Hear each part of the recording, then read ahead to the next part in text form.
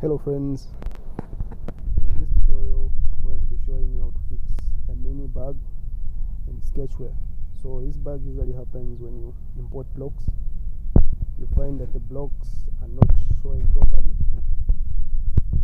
So let's look at the scenario that we have. I just imported these blocks. I downloaded them from my blog. I will leave the link in the description if you want blocks.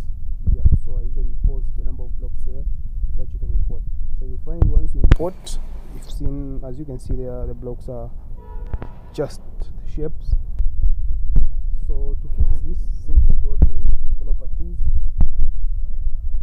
then you need to go to blocks, block manager.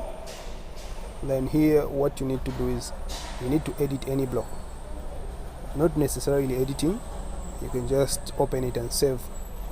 So let's open one block. Yeah, I've chosen this one as a sample. So just click save. Once you hit save, all your blocks should be fixed.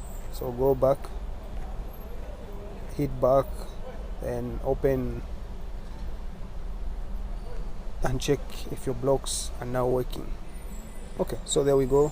You can see that the blocks are now back to normal and you'll be able to use them.